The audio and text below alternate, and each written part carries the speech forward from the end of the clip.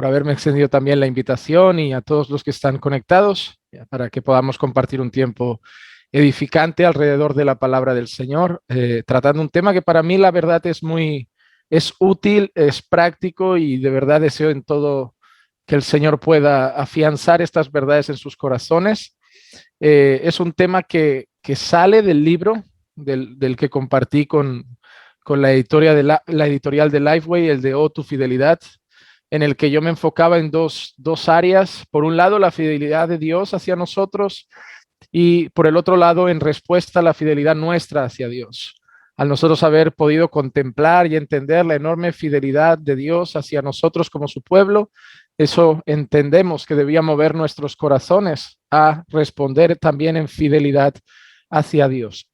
Y en el día de hoy he querido tratar este tema, ser fieles a Dios, pero no en los mejores momentos, y ser fieles a Dios no en las mejores circunstancias, sino ser fieles a Dios en las situaciones adversas o en un mundo adverso como el que vivimos hoy en día.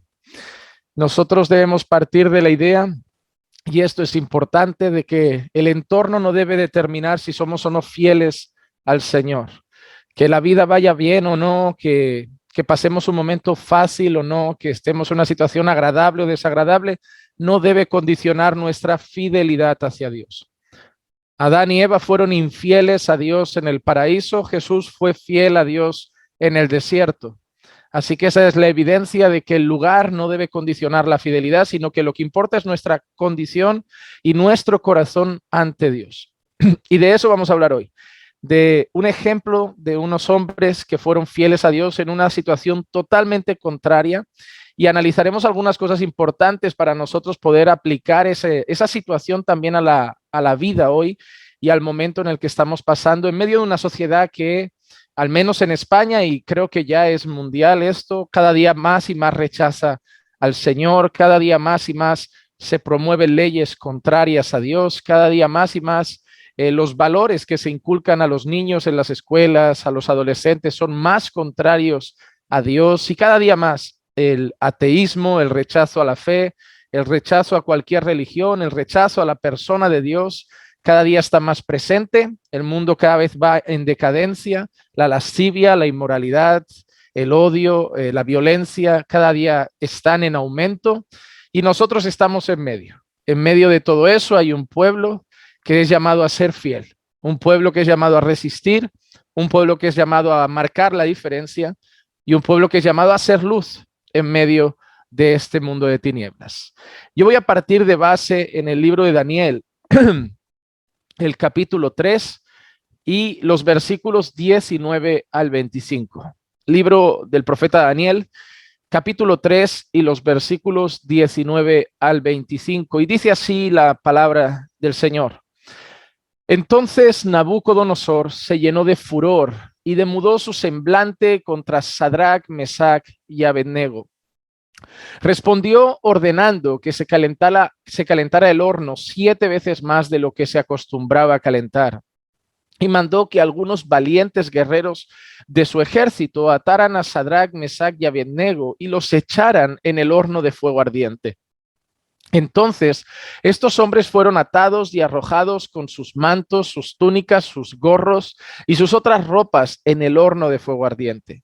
Como la orden del rey era apremiante y el horno había sido calentado excesivamente, la llama del fuego mató a los que habían alzado a Sadrach, Mesach y Abednego. Pero estos 3 hombres, Sadrach, Mesach y Abednego, cayeron atados en medio del horno de fuego ardiente. Entonces el rey Nabucodonosor se espantó y, levantándose apresuradamente, preguntó a sus altos oficiales: ¿no eran 3 los hombres que echamos atados en medio del fuego? Ellos respondieron y dijeron al rey: ciertamente, oh rey. El rey respondió y dijo: mirad, veo a 4 hombres sueltos que se pasean en medio del fuego sin sufrir daño alguno, y el aspecto del cuarto es semejante al de un hijo de los dioses. Permítanme tan solo dirigirme al Señor un minuto en oración para que pueda bendecir esta exposición. Padre, te quiero dar gracias por la oportunidad y el privilegio que me concedes de poder compartir este tiempo agradable y en armonía con los hermanos de otros países, Señor. Gracias por estas herramientas que Permiten que a pesar de la gran distancia que hay entre nosotros, podamos sentirnos un poco más juntos, Señor, a través de estos medios. Y te pido, Señor, que en esta hora puedas permitir que tu palabra sea expuesta, Señor, de una manera fiel y que nuestros corazones sean humildes para recibirla. Que pueda ser nuestro corazón, Señor, como esa buena tierra, para que cuando caiga la semilla de tu palabra pueda dar fruto en cada uno de nosotros. Que si oímos hoy tu voz, Señor, no endurezcamos nuestros corazones, sino que recibamos con humildad tu palabra, Señor, para que a través de la obra de tu Santo Espíritu puedas seguir moldeando nuestro carácter a la imagen de Cristo y podamos ser fieles a ti, así como lo fue Jesús, Señor, que fue fiel hasta el final, hasta llegar a la cruz del Calvario. Gracias, Padre, por este tiempo y te pedimos, bendícelos, Señor, en el nombre de nuestro amado Señor Jesucristo. Amén. Amén. Entonces, partimos de este texto y me gustaría analizar un poquito la situación y luego ir un poco más atrás del libro de Daniel para analizar más y más de las cosas que están pasando. Nosotros nos encontramos en una escena que la mayoría de personas conocemos. Encontramos a un rey lleno de ego, lleno de soberbia, lleno de orgullo, que se decide levantar una estatua de sí mismo, una estatua de su persona, alzarla y exigir adoración a dicha estatua. No es el primer hombre a lo largo de la historia que exige adoración, no será el último tampoco. Hemos tenido grandes emperadores a lo largo de la historia, emperadores romanos, que siempre han exigido de los hombres esa adoración. Desde Satanás, que quiso tomar el lugar de Dios, hasta en el jardín del Edén, donde el mismo diablo sedujo a la mujer diciéndole, bien sabe Dios que seréis como Dios. Y siempre ha estado en el corazón de un pueblo rebelde, un pueblo caído, un pueblo en pecado, el deseo de querer ser Dios, cuando solamente hay uno y verdadero, solo hay un Dios y verdadero Dios, que es nuestro Señor Todopoderoso. Sin embargo, los hombres siempre han querido tomar la posición que a ellos no les corresponde y Nabucodonosor es un ejemplo claro de ello. En medio de un reinado que estaba gobernando el mundo en aquel entonces, Nabucodonosor, sabiendo de la grandeza de su imperio, él quiere ponerse a la cabeza y levanta una estatua de sí mismo y exige que esa estatua sea adorada. El rey hace un edicto y pide que cada vez que suenen ciertos instrumentos musicales, todas las personas allí donde estuvieran debían pararse, postrarse y adorar la estatua del rey Nabucodonosor que se había levantado. Sin embargo, cuando eso se hace por primera vez, hay tres hombres que no se doblan ante esa estatua: Sadrach, Mesach y Abednego. Eran hombres que habían sido llevados del exilio con Daniel, como ya lo veremos luego. Pero esos hombres no se postran ante la estatua y la historia no acaba ahí. Unas personas lo ven, unos oficiales corren al rey y le hacen saber al rey lo que ha sucedido. El rey los llama y el rey ejerce un poco más de presión sobre ellos. Les da una oportunidad de hacerlo otra vez, de poder postrarse para no pagar las consecuencias, pero les dice que si ellos no se postran, él habrá encendido el horno todavía más fuerte y ellos arderán en ese horno de fuego ardiente. Al momento siguiente, al tiempo siguiente, cuando vuelven a sonar los instrumentos, el rey espera bajo esa amenaza que esos jóvenes se postren, pero sin embargo, para sorpresa de todos, y a pesar de que el fuego se había calentado mucho más en ese horno, cuando suenan los instrumentos y todo el mundo se postra delante de la estatua de Nabucodonosor, Sadrach, Mesach y Abednego se resisten a postrarse ante esa estatua. ¿Cómo sigue la historia? Pues tal y como hemos leído. El rey determina el castigo sobre ellos y hay una frase muy interesante que cuando el rey los tiene delante y los amenaza ya con el horno y les dice, ellos contestan, y para mí es de suma importancia en el tema de la fidelidad a Dios que estamos tratando.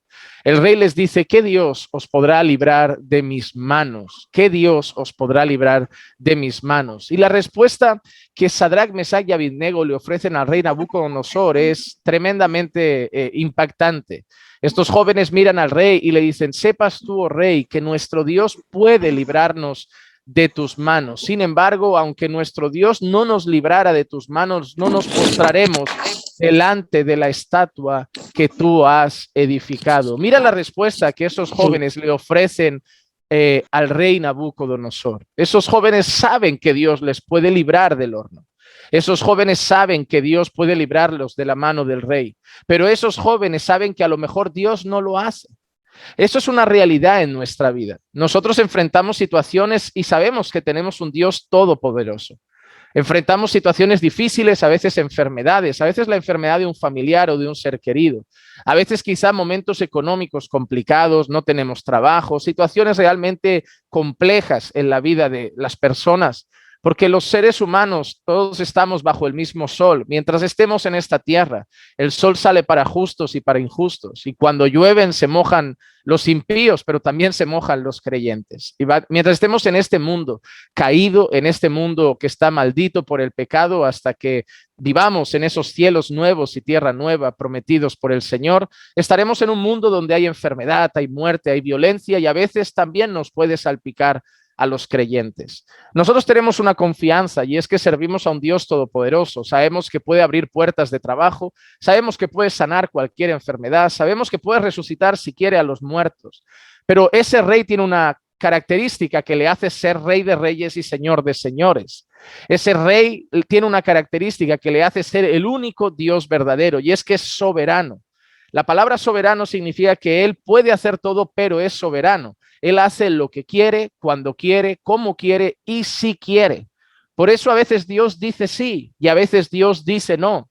Él puede todas las cosas, pero a veces no es su voluntad conceder lo que nosotros queremos, porque Dios tiene otros propósitos. Esos jóvenes tenían esa idea clara, y es el hecho de que Dios es todopoderoso y puede librarnos de tus manos.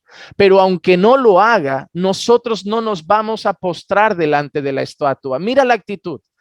Aunque me cueste la vida, aunque Dios no me libre de este momento, aunque yo acabe muriendo en esta misma tarde, yo seguiré siendo fiel a Dios, porque no soy fiel a Dios por lo que me hace, soy fiel a Dios porque Él es Dios y merece nuestra adoración, merece nuestra obediencia, merece nuestra fidelidad. Tristemente vivimos en un mundo de gente que solo canta alabanzas cuando está feliz, cuando está triste dice que perdió las ganas. Gente que solo ora cuando está bien, cuando está triste perdió las ganas. Gente que va a la iglesia cuando está bien, cuando está triste perdió las ganas. Entonces es como, Señor, si me concedes alegría, si me arreglas las cosas, yo te vuelvo a cantar.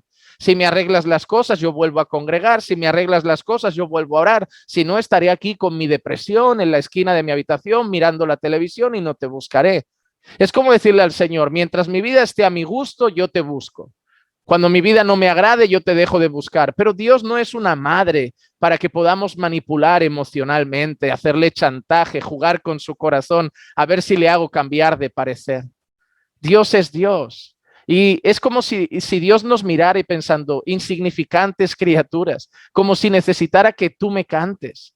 Me cantan los ángeles, me canta la creación, me alaba el mundo entero, el universo todo está hecho para mi gloria. ¿Crees que me voy a parar y deprimir porque un ser humano está haciéndome chantaje y me está diciendo en pocas palabras que o le arreglo la vida a su gusto o no me sirve? No lo hagas. Si tú dejas de hacerlo, así quiero, hasta las piedras me pueden alabar, hasta las piedras me pueden cantar. Y eso no lo podemos perder de vista. No podemos jugar a hacerle chantaje emocional a Dios. No debemos ser fieles a Dios solo cuando Él concede los deseos de nuestro corazón. Debemos ser fieles a Dios ante cualquier circunstancia. En este caso vemos cómo termina la historia y es algo maravilloso. Los jóvenes entran en el horno de fuego, aquellos que los lanzan, el fuego estaba tan encendido que mueren en el acto, y el rey Nabucodonosor se sorprende porque cuando se asoma por la ventana de ese horno, mira hacia ese horno, se da cuenta de que no hay 3, sino 4. Y eso es algo muy bonito. Entender que Nabucodonosor hace esa pregunta, ¿no habíamos echado 3 hombres aquí? Sí. No, pero yo veo 4. Y la última expresión es maravillosa. El último, el cuarto hombre, es como un hijo de los dioses. La mayoría de teólogos a lo largo de la historia han llegado al mutuo pensamiento por la expresión que se utiliza en ese texto, que era una preencarnación de Cristo. Era el Cristo preencarnado que ya estaba mostrando su amor, su cuidado, su fidelidad para el pueblo de Dios. Pero ahora tengo que analizar unas cosas y son las que me van a servir para desarrollar el tema que quiero tratar con todos ustedes. La pregunta que yo les hago es, ¿sabían Sadrach, Mesach y Abednego que Dios los sacaría del horno? No. Hermanos, ser fieles a Dios cuando sabemos cómo termina la historia es fácil, porque nosotros leemos la historia y sabemos que ellos terminaron bien. ¿Sabía Abraham que Dios iba a frenar su mano con ese cuchillo en la mano antes de sacrificar a su hijo? Él no lo sabía. ¿Sabía Daniel que los leones no lo iban a devorar en aquel foso? Él no lo sabía. ¿Sabía David que él iba a acabar derrotando a aquel incircunciso con aquellas piedras? Él no lo sabía. Nosotros vemos actos de valentía en la Biblia, actos de coraje y actos de fidelidad hacia Dios, que para nosotros son historias que, como sabemos cómo terminan, las vemos desde otra perspectiva, pero tenemos que leerlas desde la perspectiva de las personas que la vivieron. Abraham subió ese monte, nosotros sabemos cómo acaba la historia, pero cada paso que daba Abraham era un paso difícil, era un paso complicado. Cada día, cada paso que daba estaba más cerca de ese lugar donde iba a sacrificar al hijo que tanto amaba. Y Abraham no sabía que Dios iba a parar ese momento. Abraham no sabía que Dios lo iba a frenar. Abraham no sabía que Dios iba a proveer un cordero. Abraham estaba convencido de que Dios estaba probando su fe hasta el límite, hasta el punto de pedirle a su hijo. Y seguramente con el corazón desgarrado, Abraham decidió ser fiel a Dios. Daniel no sabía que los leones no se lo iban a comer. Daniel, cuando oraba a Dios, estando prohibido en aquel momento, Daniel no sabía que los leones iban a cerrar su boca. Daniel no sabía que iba a salir vivo de ese foso. Pero aún así él decidió ser fiel a Dios, fiel a sus oraciones, fiel a la búsqueda de Dios. Hermanos, si a nosotros nos dijeran en medio de un diagnóstico de cáncer que a los 3 meses todo se arregla, cantaríamos a Dios, oraríamos a Dios y lo haríamos con regocijo, pero muchas veces somos invadidos por la angustia y la desesperación porque nosotros no sabemos cómo acaba la historia. Si nosotros supiéramos en un momento de crisis financiera que Dios promete que al mes de esa dificultad abre una puerta de trabajo, la pasaríamos en paz, la pasaríamos con gozo, la pasaríamos con tranquilidad, porque tendríamos la seguridad de que algo bueno pasaría al final. Es fácil ser fieles a Dios, es fácil seguir cantando a Dios, es fácil seguir obedeciendo a Dios cuando yo sé que después todo acaba bien. Pero el reto y el desafío de los creyentes es ser fieles a Dios cuando yo no tengo la garantía de que la cosa va a terminar bien. Es fácil en medio del cáncer ser fieles a Dios, cantar a Dios y obedecer a Dios si yo sé que el mes que viene estoy curado. Pero es un verdadero desafío cantar a Dios y obedecer a Dios en medio del cáncer sabiendo que a lo mejor al final voy a morir y partir con el Señor. Entonces, el reto y el desafío del creyente es ser fieles a Dios cuando no sabemos lo que pasará mañana.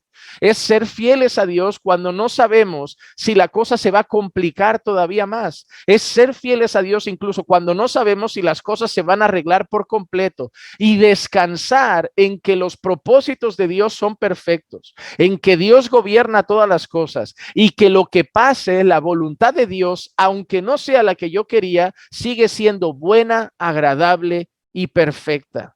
Porque que la voluntad de Dios sea buena, agradable y perfecta no significa que sea buena, agradable y perfecta para nosotros. Es buena, agradable y perfecta para Dios y para sus propósitos. A veces el propósito de Dios es que alguien perezca, es que alguien muera. A lo mejor la voluntad de Dios es llevárselo con él antes de lo que a nosotros nos gustaría, pero Dios sabe el por qué lo hace antes de tiempo, o Dios sabe por qué lo hace antes de lo que nosotros desearíamos, pero su voluntad sigue siendo buena, agradable y perfecta.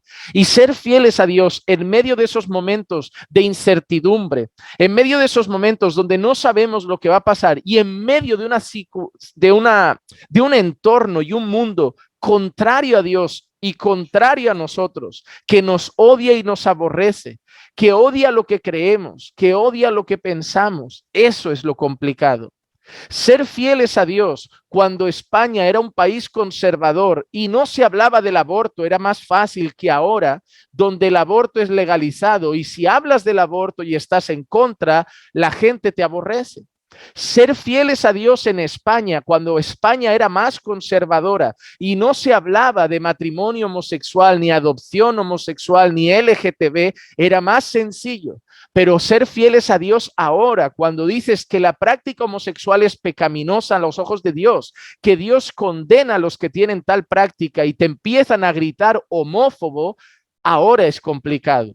Ser fieles a Dios en una España conservadora donde se consideraba al hombre cabeza y a la mujer ayuda, ahora en un mundo y una cultura completamente feminista como la que tenemos en España, donde si tú le dices a una mujer que ser ama de casa es una virtud loable, algo que a Dios le agrada, que Dios quiere que sea hacendosa del hogar y que Dios demanda que se sujete a su marido, las mujeres te van a odiar, te van a llamar machista y te van a llamar retrógrado, a pesar de que son principios bíblicos. Ser fieles a Dios cuando las cosas eran fáciles era más llevadero. Pero vivimos en un mundo donde las leyes, los valores y los principios son cada vez más contrarios y ser fieles a Dios se pone cada vez más difícil. Antiguamente, en la época de mis padres, la edad media para perder la virginidad de un joven era mucho más elevada que ahora, que está rondando en España los 12 años de edad.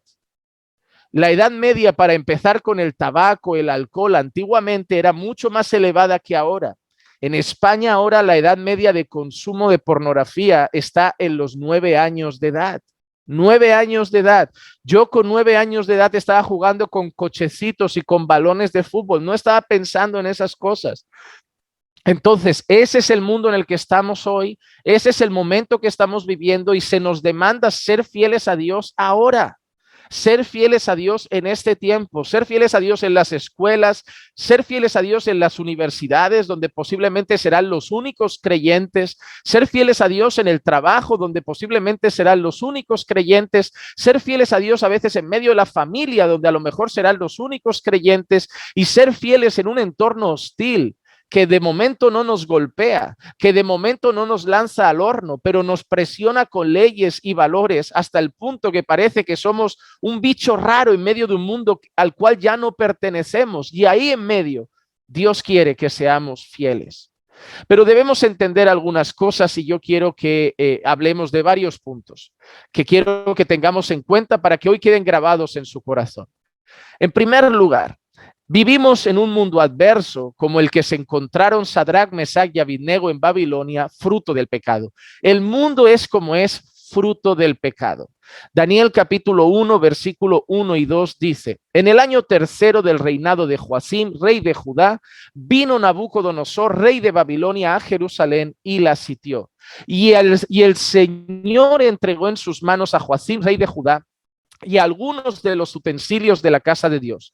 Los llevó a la tierra de Sinar, a la casa de su Dios, colocando los utensilios en la casa del tesoro de su Dios. Miren qué interesante. Sadrach, Mesach y Abednego se encuentran en Babilonia, deportados y esclavizados junto con Daniel, como veremos ahora. Pero miren qué interesante. El versículo 2 dice: y el Señor entregó en sus manos a Joacim, rey de Judá. Nabucodonosor ahora ha invadido al pueblo de Dios, se ha llevado al pueblo de Dios esclavo, pero eso no es algo que se ha escapado de las manos de Dios. ¿Quién ha entregado al pueblo de Dios en manos de Babilonia? ¿Quién ha entregado al rey de Judá en manos del rey de Babilonia? Ha sido el Señor. Dice: y el Señor entregó en sus manos al rey de Judá. ¿Por qué? Porque habían pecado contra Dios, habían fallado a Dios. Habían dejado de ser obedientes a Dios, habían practicado idolatría, lo que consideramos en la Biblia como adulterio espiritual, habían cambiado a Dios por falsos dioses, habían cambiado a Dios por otras cosas, habían ignorado sus mandamientos, habían ignorado sus estatutos, y el Señor impone un castigo. ¿Cuál? Os voy a llevar esclavos. Y Dios lo había dicho: tomaré una nación dura, una nación hostil, una nación violenta, y la voy a usar como un látigo contra vosotros. Así que lo que está viviendo Sadrach, Mesach y Abednego no es una prueba. Lo que está viviendo Sadrach, Mesach y Abednego no es una situación complicada que ha venido por casualidad. Se encuentran en Babilonia porque el pueblo de Dios pecó y están pagando las consecuencias. Si nuestro mundo está lleno de muerte, si nuestro mundo está lleno de violencia, si nuestro mundo está lleno de maldad, de asesinatos, de tráfico de drogas, si nuestro mundo está lleno de corrupción, de inmoralidad, de falsas ideologías y de todas esas cosas que cada vez lo destrozan más la familia, destrozan más los valores morales, no es casualidad, es fruto del pecado. Recuerden una cosa, hermanos, el gran problema del mundo es el pecado. ¿Ustedes sabían cuál es el gran problema de las relaciones matrimoniales? No es la falta de comunicación, no es la falta de cariño, no es la falta de atención. Lo que destruye un matrimonio es el pecado. Toda la vida ha sido eso. Lo pueden llamar de varias maneras. Faltas de respeto, maltrato, infidelidad, pero al final hay una palabra que engloba todo eso: pecado. Lo que destruye las amistades es el pecado. Lo que divide las iglesias es el pecado. Lo que hace que traicionemos amigos es el pecado. El mal del mundo es el pecado. La causa de las enfermedades es el pecado. La causa de los destrozos en la familia es el pecado. La causa del aumento de divorcios es el pecado. La causa del aumento de crimen es el pecado. La existencia de los cárteles de droga es por el pecado. Todo se debe al pecado. Nosotros debemos ser conscientes de lo que pasó en Génesis 3 y las consecuencias que tuvo en todo el mundo. Vivimos en un mundo que está como está porque está en una maldición, está maldito por causa del pecado que entró al mundo en Génesis 3. ¿Por qué creen ustedes que cuando Dios habla de la eternidad gloriosa dice que no habrá más lágrima, no habrá más enfermedad, no habrá más muerte, no habrá más dolor, no habrá más tristeza? ¿Por qué no habrán esas cosas? ¿Qué es lo que ya no habrá? No habrá pecado. Y cuando no haya pecado, ¿qué va a traer Dios nuevamente? ¿Cuál va a ser la consecuencia? Una vida llena de gozo, de alegría, una vida llena de paz, una vida sin enfermedad. El mundo volverá a ser perfecto porque el pecado habrá sido erradicado. El gran problema del mundo es el pecado. Por eso Cristo vino a pagar por ello. Cristo no vino a pagar por otra cosa, vino a pagar por el pecado que había destrozado no solo la humanidad. El pecado destrozó al mundo entero, no solo la humanidad. El apóstol Pablo en una ocasión dice que el mundo gime como con dolores de parto esperando la redención. La tierra sufre también, destrozamos la naturaleza, destrozamos los animales, hacemos cosas realmente horribles con el mundo perfecto que Dios creó y el mundo sufre por causa de nuestro propio pecado también. Allí donde el hombre no llega, ves paraísos naturales, aguas cristalinas, unas selvas preciosas, pero donde el hombre llega con su pie, ves construcción, contaminación, ves suciedad, ves pisos, ves apartamentos, ves todo eso. Nuestro pecado destroza todo. Así que la situación que están pasando estos jóvenes es fruto del pecado. No es una prueba de Dios. ¿Y qué quiero decir? Que muchas de las situaciones malas que pasamos en nuestra vida, hermanos, también pueden ser fruto de pecado a veces. Sí, a veces Dios nos prueba, pero a veces también pagamos consecuencias de nuestros pecados. No podemos hacernos la víctima delante de Dios y simplemente pensar que todo es una prueba. Hermanos, cada vez que pasen una situación complicada, examínense con sinceridad. Examinen con sinceridad su corazón y vean si a lo mejor están pagando las consecuencias de un pecado. Hay mujeres que están llorando, deprimidas por un mal marido que tienen, pero la consecuencia fue la mala elección de su marido. Dios no las ha castigado, ellas escogieron a ese hombre y están pagando sus consecuencias. Y hay hombres que les pasa lo mismo. Hay niñas que hoy están embarazadas y van a tener un bebé toda la vida que no va a tener a un padre al lado. Y fue fruto de un pecado, no fue una prueba. No fue una mala decisión. Hay que llamar a las cosas por el nombre. No me gusta cuando la gente llama al pecado un error. No, hay que llamar las cosas por su nombre. No le podemos quitar peso. Señor, perdona mis errores. No, perdona mis errores, perdona mis pecados. Un error es pensar que 5 por 5 son 26 y no 25. Eso es un error. Pero lo que Dios te tiene que perdonar no son errores, son tus pecados. Y tenemos que llamar las cosas por su nombre y entender que el pecado tiene consecuencias y que Dios aborrece el pecado. Así que cuando nosotros nos encontremos en una situación difícil, a veces deberíamos hacer un autoexamen y pensar, Señor, ¿será que eso también es una manera en que tú estás tratando conmigo por mis pecados? Hermanos, y a veces Dios lo hace porque Dios al que ama lo disciplina. Dios al que ama lo disciplina. Y eso no es una prueba, es un castigo. Como un padre disciplina a su hijo. Y dad gracias a Dios, porque eso significa que le importamos y que nos ama. Él nos disciplina porque nos ama. Él nos disciplina porque quiere que nos humillemos, que nos arrepintamos y quiere que lo busquemos para crecer en santidad, para abandonar esos pecados y para ser cada día más y más como Cristo. Entonces, cuando pasemos por esas situaciones, repito, no todas son fruto del pecado, no todas son fruto del pecado, pero sería bueno examinarnos. En el caso de estos jóvenes, se encontraban en esa situación, en esas circunstancias, fruto del pecado. Y ahora, ¿qué encontramos? Estos jóvenes han sido entregados en las manos del rey. El rey de Judá ha sido entregados en las manos del rey de Babilonia. ¿Ok? Estos jóvenes pertenecían al pueblo de Dios, pero pecan y Dios los manda a Babilonia como esclavos. Y ahora vamos al siguiente punto que yo quiero tener en cuenta. ¿Cuáles son las estrategias del mundo para trabajar contra el pueblo de Dios? Repito, estamos hablando de ser fieles a Dios en un mundo adverso. ¿Qué pretende hacer ese mundo con nosotros? Yo voy a tomar un fragmento del mismo libro de Daniel para que luego lo pueda aplicar a nuestra vida presente, pero quiero que vean algunas cosas interesantes de cómo ellos, los de Babilonia, procuraban trabajar con el pueblo que habían traído de Dios, el pueblo que habían traído esclavizado, para intentar borrar a Dios de su mente. Miren qué interesante. El mayor deseo del rey de Babilonia era borrar a Dios de la mente de esos chicos. Lo mismo que el mundo pretende con nosotros, borrar a Dios de nuestros corazones y de nuestra mente.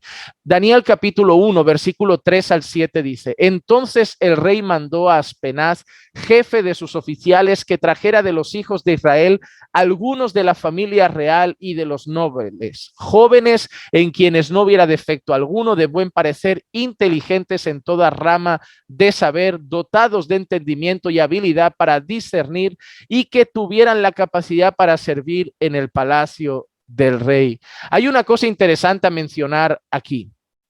El rey Nabucodonosor no se llevó cualquier joven a su palacio. Ellos habían llevado a muchos esclavizados que los tenían sirviendo, ¿verdad? Los tenían seguramente sirviendo en el campo, en la construcción, así como los hebreos servían en Egipto como esclavos. La mayoría de esclavos que fueron a Babilonia sirvieron de la misma forma, pero el rey escoge un grupo que no va a ser un esclavo de campo, un grupo que no va a trabajar en la construcción esclavizados, un grupo que no van a dormir en habitaciones con mucha gente juntos, un grupo que va a vivir en palacio.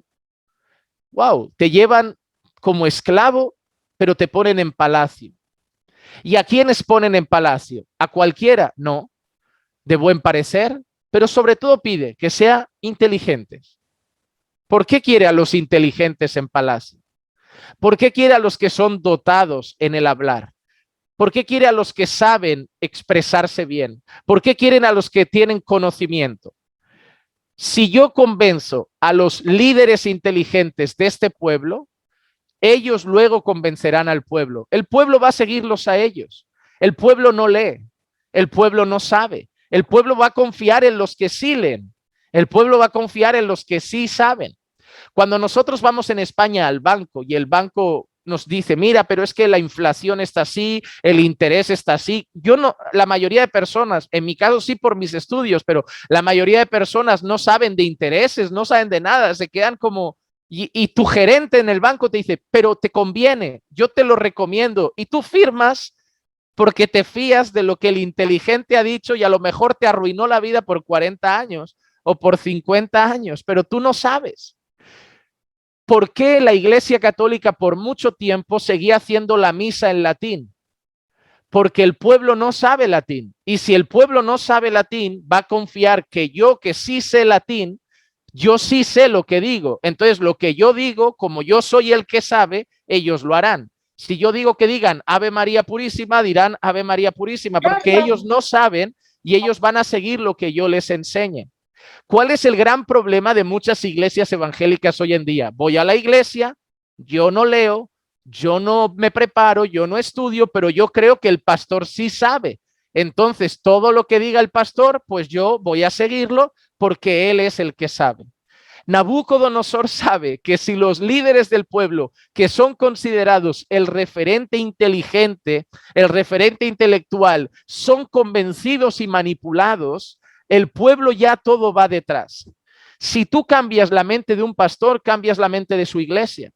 Si yo a un pastor voy y le convenzo de algunas doctrinas que está enseñando mal y le convenzo con la escritura de lo correcto y ese pastor lo traslada a una congregación de 100 personas, puede ser que 20 no lo acepten, pero la mayoría va a entenderlo y va a confiar en la enseñanza de su pastor. Por eso es mucho mejor cuando vas a una iglesia que está mal, en vez de hablar con el hermanito, ir directamente a la cabeza, porque si convences a la cabeza, probablemente has ganado todo el cuerpo. Nabucodonosor se lleva a los inteligentes a palacio y ahora empieza la presión para sacar a Dios de su corazón. Veamos la estrategia, veamos qué inteligente y veamos cuánta astucia tan parecida a la del mundo de nuestros tiempos. Miren cómo sigue nuestro texto en Daniel capítulo 1. Dice, y le mandó que les enseñara la escritura y la lengua de los caldeos. La escritura y la lengua de los caldeos. La primera cosa, su manera de hablar. Su manera de hablar. ¿Qué idioma hablaban ellos? Probablemente que en la gran mayoría arameo más que hebreo. Probablemente arameo más que hebreo. El idioma probablemente que Jesús habló fue más arameo que otra cosa. Entonces, tenían su propio idioma, un idioma que lo relacionaban con el pueblo de Dios, con los mandamientos de Dios, mandamientos que habían recibido en ese idioma, que habían aprendido en ese idioma, oraciones que les recordaban a Dios, las oraciones típicas de Israel de Jehová tu Dios, Jehová uno es, llamarás al Señor. Eso lo sabían en su idioma. Así que lo primero que tenemos que quitar es todo eso de su cabeza. ¿Qué está haciendo nuestro mundo hoy con el lenguaje inclusivo? Para que no piensen en hombres y en mujeres, vamos a cambiarles el idioma, vamos a hacer que hablen con una E al final, en vez de con una A, en vez de con una O, que pongan una E. Cuando dejen de pensar en femenino y en masculino, empezarán a pensar en géneros neutros y en otras alternativas. Si dejan de pensar como siempre han pensado y el pensamiento está marcado por el idioma, entonces dejarán de pensar en las cosas que creen. Y eso es lo que quería hacer Nabucodonosor. Primero, arranquemos todo su lenguaje, todo su idioma, todo lo que tienen en la mente, arránquenlo y cámbienlo. El mundo hoy en el que vivimos pretende hacer lo mismo. Las personas están, hay muchas personas en España que escuchan a adolescentes de 15 años hablar y no entienden la conversación. Usan palabras que no están ni en el diccionario. Creen que son modernos, creen que están hablando de una manera más coloquial, más de calle, más de barrio, pero la realidad es que están perdiendo su idioma, están perdiendo sus fundamentos, están perdiendo los valores que el idioma nos ha enseñado. Las palabras que se nos han inculcado y que no son solo palabras, tienen significado y tienen un valor para nosotros. Así que lo primero que hace Nabucodonosor es cambiarles el idioma, pero mira cómo sigue. Después de enseñarle la escritura y la lengua de los caldeos, dice, el rey les asignó una ración diaria de los manjares del rey y del vino que él bebía. No, pero qué rey tan bueno, o sea, yo me llevas de esclavo y en vez de darme de comer pan seco y agua, me vas a dar manjares y vino. No, ¿quién no quiere esa vida? Oye, Nabucodonosor no es tonto. Nabucodonosor no es tonto. Los manjares del rey, hasta donde yo sé, el pueblo de Dios tenía una dieta particular. Había cosas que no podían comer. Habían alimentos prohibidos por Dios. Había ciertos alimentos que Dios en aquel entonces los consideraban impuros y no los podían comer. Habían ciertas bebidas que no podían tomar. Entonces, ¿qué hace Nabucodonosor? Les ofrece algo que es un deleite a la carne. Es un manjar para la carne, pero es una ofensa a su Dios. Estamos hablando de Babilonia, probablemente alimentos contrarios a la ley de Dios y probablemente alimentos sacrificados a los ídolos. ¿Qué quiere Nabucodonosor ya? Que pequen contra Dios. ¿Y cómo quiere que pequen contra Dios? Llevándolos a pecar de una manera que les agrade a la carne, que les agrade a la carne. ¿Qué le ofrece a un adolescente o a un hombre la pornografía? ¿Unos minutos de placer en la carne? ¿Qué le ofrece a una mujer o un hombre que a un amante? ¿Unos momentos de placer en la carne? ¿Qué le ofrece una borrachera a un joven? ¿Un rato de placer en la carne? ¿Qué le ofrece una relación de fornicación a una pareja de jóvenes que no se guardan para el Señor? ¿Un rato de placer en la carne? El mundo siempre nos va a ofrecer el pecado como algo que es un deleite. Y hay algo que debemos entender. No le podemos decir a las personas el pecado parece bueno, pero luego no lo es. El pecado es ofensivo a Dios, pero es placentero a la carne y nadie puede negarlo. Nuestra carne ama el pecado, porque si no, no lo haríamos. Siempre le digo a la gente que si el pecado fuera comer excremento de vaca, nadie pecaría. Que si el pecado fuera beber del pozo de los cerdos, de los cochinos, nadie pecaría, pero es que el pecado da placer, el pecado da gusto a la carne. Y Nabucodonosor les ha estado poniendo justo delante de su cara algo placentero, algo completamente un deleite para su carne, pero una ofensa para Dios. Así que en primer lugar les quiere cambiar el lenguaje para que no piensen en Dios. En segundo lugar les ofrece manjares que los lleven a pecar contra Dios. Y en tercer lugar, miren lo que les hace. Además dice, y mandó que los educaran por 3 años, al cabo de los cuales estarían al servicio del rey, que los educaran por 3 años.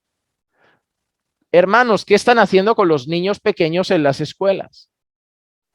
¿Qué están haciendo con los adolescentes? ¿Qué hace la música con sus hijos? ¿Qué hacen los cantantes de reggaetón? Esas canciones tienen mensajes. Esas canciones llevan unas frases, tienen un contenido, les dan ideas, les dan pensamientos, les hacen hablar de determinada manera, ver la vida de determinada manera.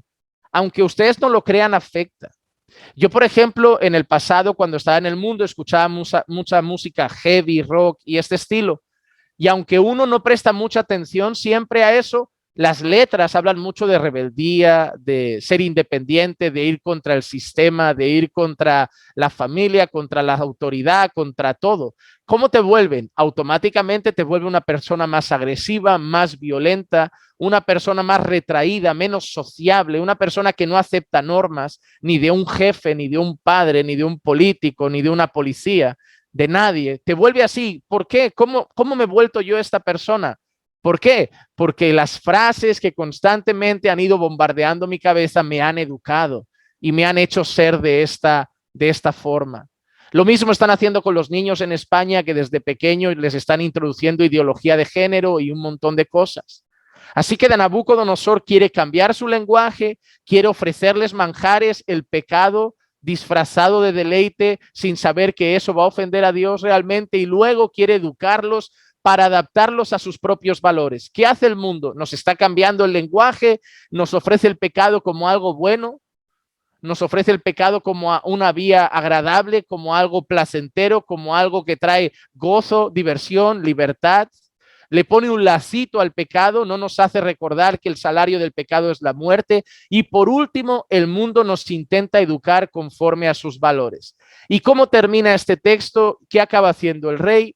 El versículo 6 y 7 dice, entre estos estaban Daniel, Ananías, Misael y Azarías, de los hijos de Judá, y el jefe de los oficiales les puso nombres nuevos. A Daniel le puso Belsasar, a Ananías Sadrach, a Misael Mesac y a Azarías Abednego. ¿Por qué les cambió el nombre? Para un judío, el nombre es sumamente importante. Si ustedes han leído la Biblia, todos los nombres que acaban en él significa algo relacionado con Dios. Elías, Eliseo, Daniel, Ezequiel, todos esos él apuntan a Dios. La mayoría de nombres para el pueblo judío son Dios ha sido bueno, Dios ha sido fiel, Dios proveerá, Dios es verdadero. Todos los nombres tenían algo que exaltaba a Dios. les he cambiado el idioma, les he ofrecido manjares, el pecado, les estoy educando, pero ya para cambiar completamente su identidad, les tengo que quitar el nombre y borrar todo rastro de Dios de su corazón. El mundo está haciendo eso. Yo recuerdo cuando era más joven, no teníamos el nombre que nos habían dado nuestros padres. Aquí le llamamos apodos. Teníamos apodos en la escuela. Pero yo había nacido con un nombre que era Juan Manuel, el nombre de un hombre.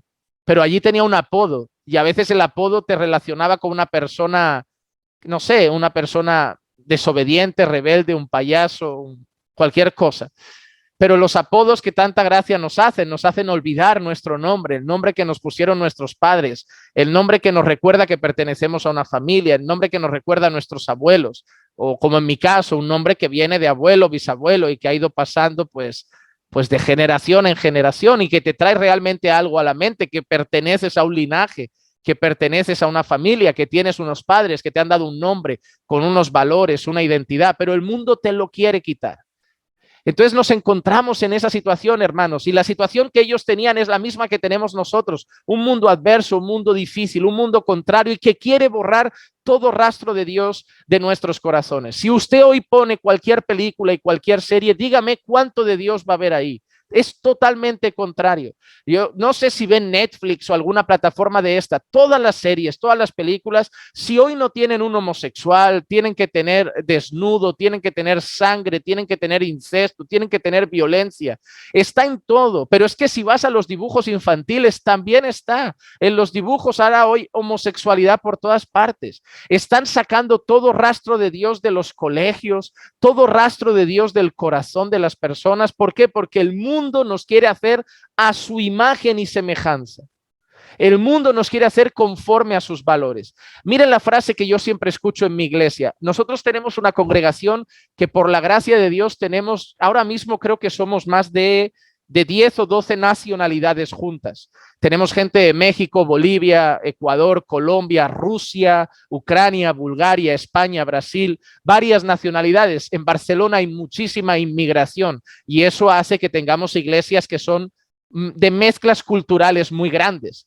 A veces noto que hay un cierto racismo al principio entre ellos mismos. A veces pensamos que es de los europeos hacia los latinos, pero me he dado cuenta que entre los propios latinos existe. Y no me lo estoy inventando, yo los pastoreo y yo he escuchado frases como, pastor, es que los bolivianos son así, es que los ecuatorianos son así. Eso suena muy racista. Es como si yo dijera los latinos son así, pero como yo soy europeo, soy racista.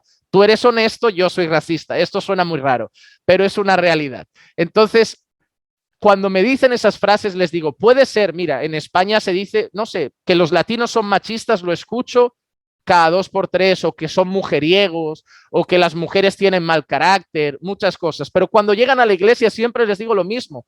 El mundo nos ha querido hacer a su imagen y semejanza. México, Ecuador, España, nos ha querido inculcar un tipo de hombre. Cuando tú pones las series de narcos, quieres ser un colombiano así, no trabajar, traficar y ser multimillonario. El mexicano, pues que se deje bigote, que sea macho, que sea bravo, que sea tal. Eso es lo que el mundo te ha enseñado, pero tú eres cristiano antes que mexicano. Tu bandera no es la de México, tu bandera es la del Evangelio. Tu presidente no es el de México, tu rey es Jesucristo. Tu constitución no es la mexicana, es las escrituras. Y tu identidad no está en México, está en el Evangelio. Somos cristianos antes que españoles, que ecuatorianos, que cualquier otra cosa, porque en esta tierra somos extranjeros y peregrinos, estemos donde estemos, y nuestra patria está en el cielo. Si no dejamos de ser patriotas, vamos a pecar mucho, porque vamos a empezar a darle a un país el lugar que le corresponde solamente a Dios. Entonces, ¿qué dijo Pablo en Romanos capítulo 12? Al principio del capítulo, Pablo dice, os ruego por las misericordias de Dios. ¿Qué dice Pablo? No os conforméis a este siglo, no os conforméis a este siglo, sino transformaos por medio de la renovación de vuestro entendimiento. Pablo quiere que ofrezcamos nuestros cuerpos como sacrificio vivo, santo, agradable a Dios, pero mira la frase, no os conforméis a este siglo. Así como esos jóvenes, este siglo, este mundo, este tiempo nos quiere cambiar la identidad, quiere que seamos como ellos, quiere que hablemos como ellos, quiere que digamos palabras malsonantes. ¿Cuánta gente habla con palabras inapropiadas, insultos, vulgares? Y a veces me dicen, ya, pero esto es común, aquí no es vulgar. No, pero la palabra es vulgar, ya, pero esto se dice todo, pero se dice mal, porque el mundo sea vulgar, tú no debes ser vulgar.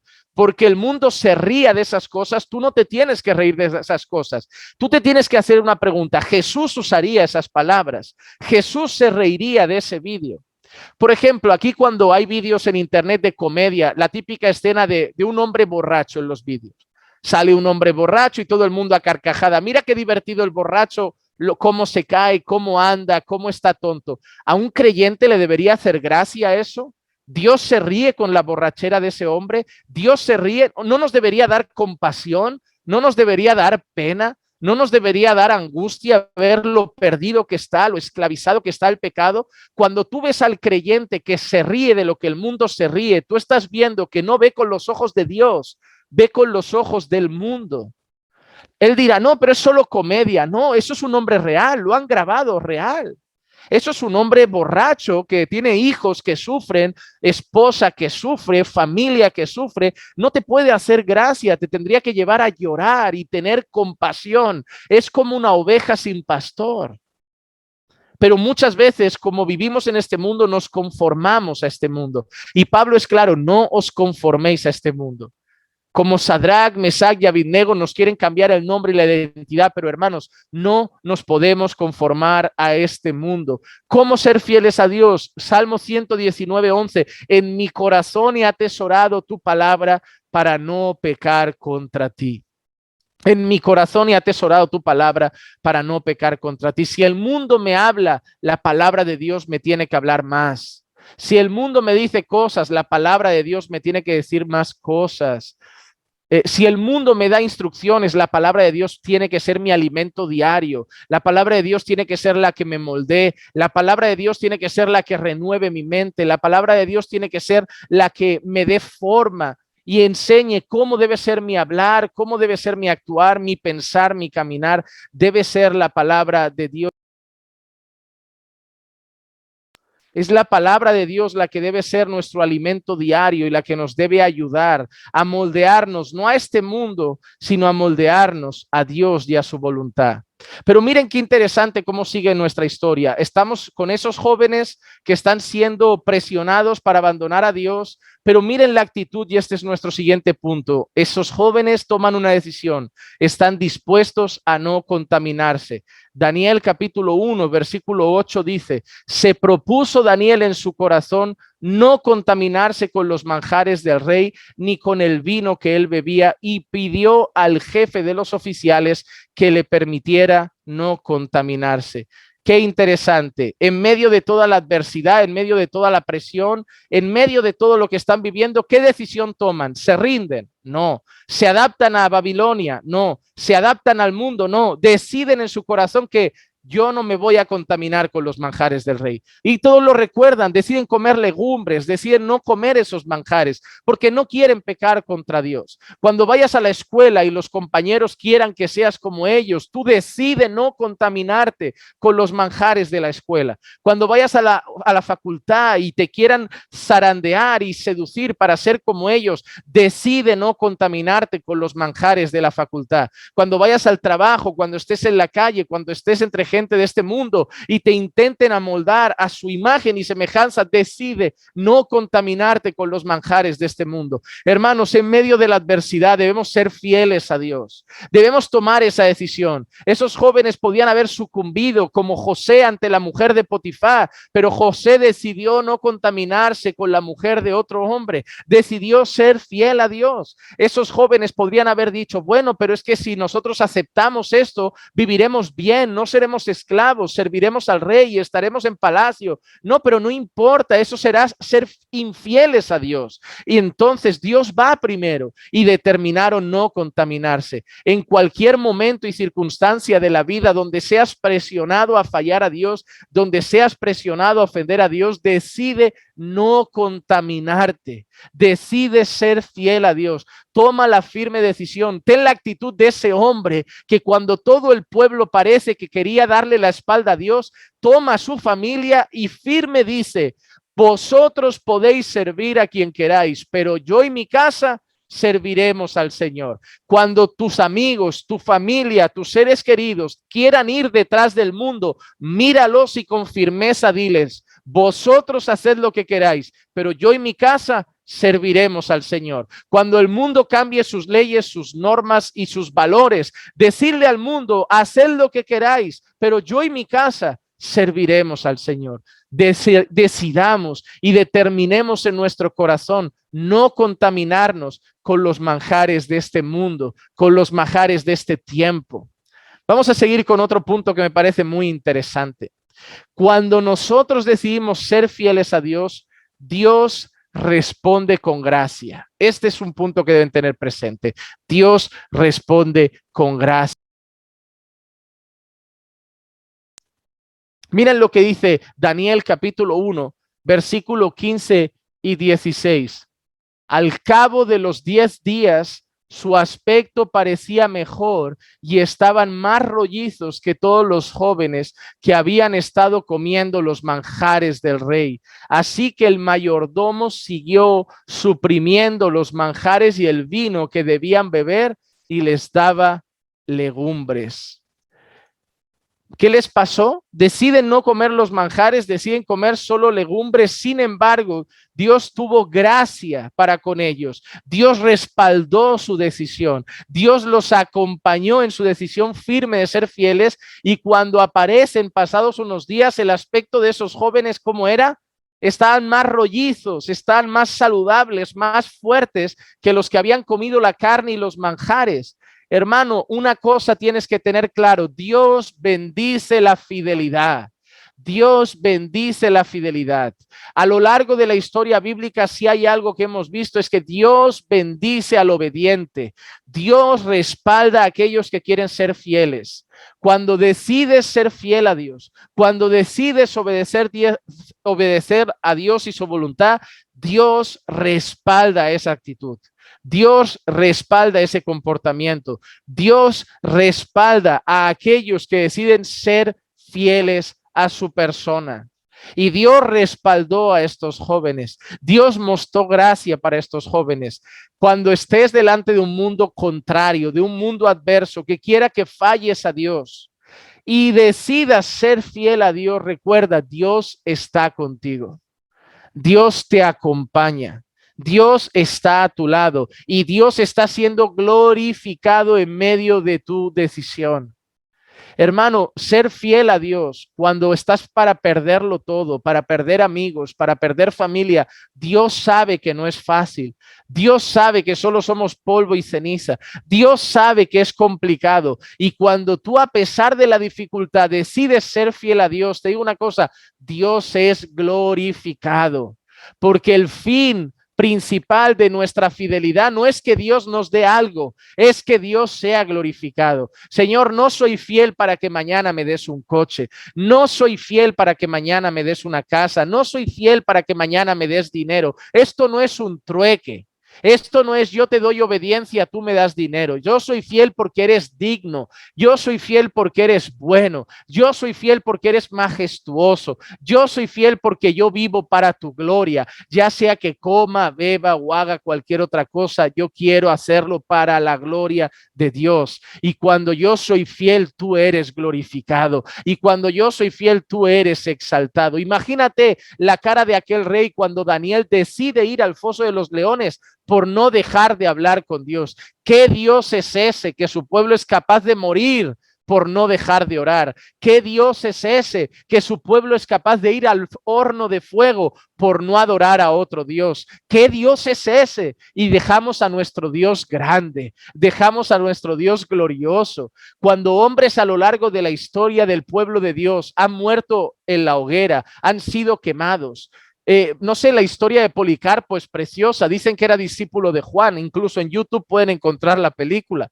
Él lo quemaron vivo, a él lo quemaron vivo. Y en esa hoguera los testimonios cuentan que no había dolor en su rostro. que no había dolor, que fue convencido al fuego, que le dijo al juez: ¿crees que voy a tener miedo de un fuego que me va a consumir en unos minutos? Tú deberías temer al fuego eterno que te va a estar condenando por siempre. Yo no tengo miedo, yo después de unos minutos paso a la gloria eterna. Yo después de unos minutos me voy a la presencia gloriosa de mi Padre, pero para ti no habrá escapatoria si no te arrepientes. Qué hombres valientes, hombres y mujeres que iban al Coliseo romano, que les ponían un cuchillo en la garganta y les decían: niega a Dios o muere. Y ellos preferían perder el cuello que negar al Señor. ¿Saben qué le hacían a las madres? Primero amenazaban con sus hijos, porque saben que para una madre es duro. Tomaban a niños de 2, 3, 5 años, le ponían el cuchillo en el cuello y le decían a la madre: niega a Jesús y nosotros dejamos vivir a tu hijo. Y los veían morir degollados, devorados por los leones. ¿Qué Dios es ese que su pueblo prefiere morir antes que negarlo? ¿Qué Dios es ese que su pueblo prefiere quedarse sin trabajo antes que pecar mintiendo en el empleo? ¿Qué Dios es ese que su pueblo prefiere perder a la familia antes que perder su presencia? Y ahí Dios es glorificado. Cantar a Dios con la nevera llena es fácil. Cantar a Dios cuando el ambiente de alrededor es sencillo, es fácil. Cantar a Dios en la iglesia es fácil. Cantar a Dios entre los hermanos es fácil. Pero Dios es glorificado cuando somos fieles, donde no hay nadie más, donde estamos solos en medio del mundo, donde estamos solos en medio de los impíos, donde nos están presionando, donde nos están persiguiendo, donde nos están rechazando, donde una persona te dice: elige entre Dios y yo. Y tú eliges a Dios. Elige entre Dios y tu trabajo y tú eliges a Dios. Elige entre Dios y tu futuro y tú eliges a Dios. Porque Dios vale más que la familia, vale más que el trabajo, vale más que los hijos, vale más que cualquier cosa, incluso vale más que nuestra propia vida. Somos llamados a ser fieles a Dios en las peores circunstancias. ¿Por qué? Porque Él fue fiel para con nosotros. Él entregó a su Hijo a morir por nuestros pecados. Él sacrificó a su precioso, bendito, puro y santo Hijo amado para morir por nuestros pecados. ¿Cómo no seremos fieles cuando Dios ha sido tan bueno y fiel para con nosotros? Cuando merecíamos la muerte, merecíamos la condenación eterna, merecíamos una vida completamente arruinada y estamos aquí degustando su gracia, recibiendo su perdón y con la promesa de la vida eterna. No seamos como ese Pablo que le dice al Señor: quítame el aguijón, quítame el aguijón. Seamos como ese Pablo que entendió: bástate mi gracia, Pablo, te he salvado. Y ahora también quieres que te quite el aguijón. La salvación es suficiente, Pablo. Merecías morir, merecías el infierno y te he dado salvación, te he dado vida eterna. Lo otro es pasajero, es temporal. Ese aguijón durará un tiempo, pero yo te he dado vida eterna. Bástate mi gracia. Sé fiel porque te he perdonado. Sé fiel porque te he salvado. ¿Cuánta gente es triste? Y he visto yo que solo es fiel a Dios si le concede cosas, si le da cosas, si la vida va bien. Si no, se quedan en casa, no quieren orar, no quieren leer sus Biblias, no quieren congregar. Ay, es que ahora no estoy bien. Parece que Dios te tiene que consentir. Eres un niño malcriado. No, debemos ser fieles a Dios en las peores circunstancias de la vida. Y Dios, cuando somos fieles, Dios muestra gracia para con nosotros. Dios nos respalda. Y siendo fieles a Dios, conseguiremos ser luz en medio de las tinieblas. Y hermano, esto tenemos que tenerlo presente. Somos llamados a ser luz en medio de las tinieblas. Hermano, tú no vas a brillar en la iglesia. Tú vas a hacer luz en el mundo.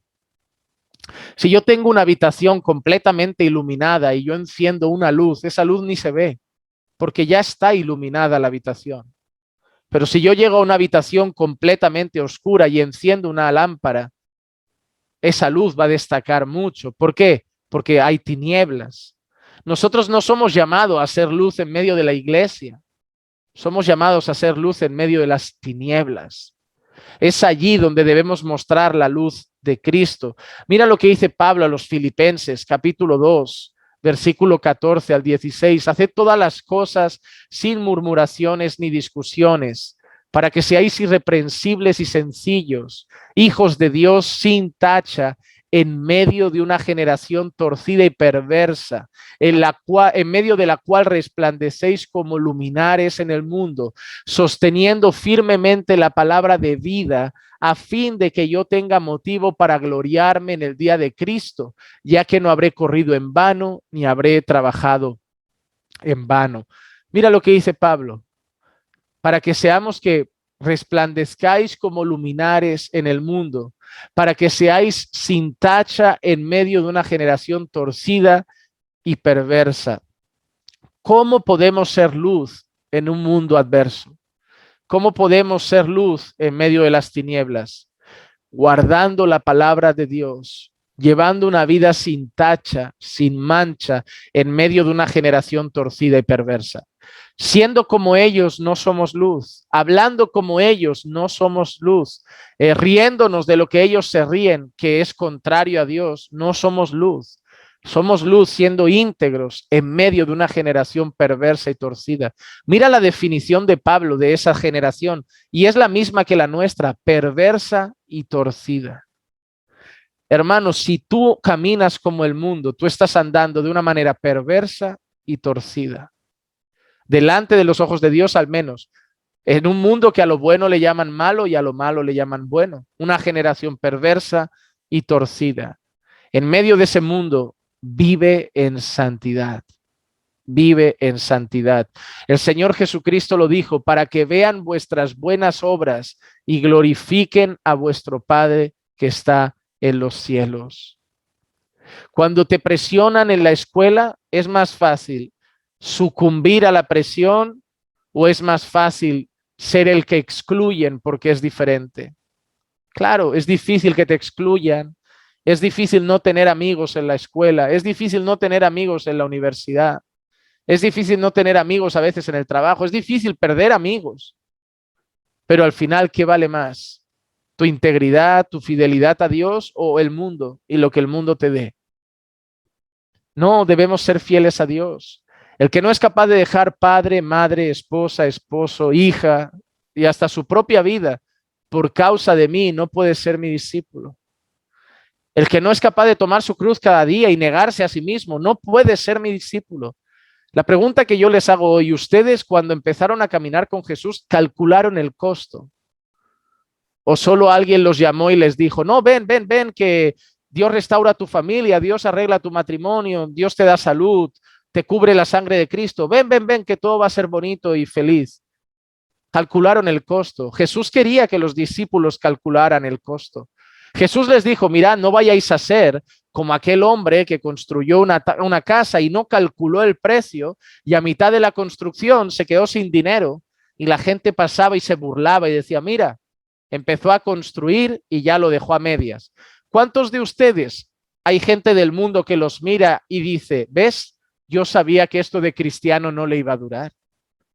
Si al final siempre era el mismo, si ese no cambia, siempre va a ser la misma mujer, siempre va a ser el mismo hombre, siempre va a ser el mismo joven. Hermano, el que mete la mano en el arado ya no puede volver atrás. Pero ¿cuántas personas conozco yo en el camino de Dios que salieron de Sodoma, pero Sodoma no salió de sus corazones? Y se van volviendo en el camino estatua de sal porque van mirando atrás. Salen de Egipto, pero Egipto no salen del corazón. Ay, en el mundo estaba mejor. Una vez alguien me dijo, en el mundo tenía menos problemas. Y le dije, vete, vete, márchate otra vez.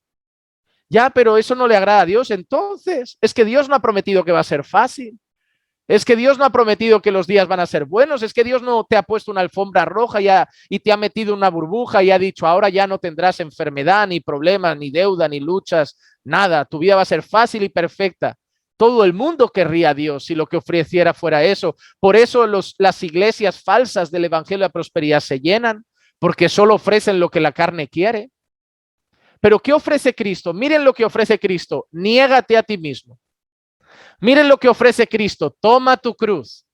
Miren lo que ofrece Cristo. Si no guardas mi palabra, no me amas. Miren lo que ofrece Cristo. Sin santidad nadie verá al Señor. Mire lo que ofrece Cristo, vive en el espíritu y no en la carne. Pero ¿quién va a querer eso?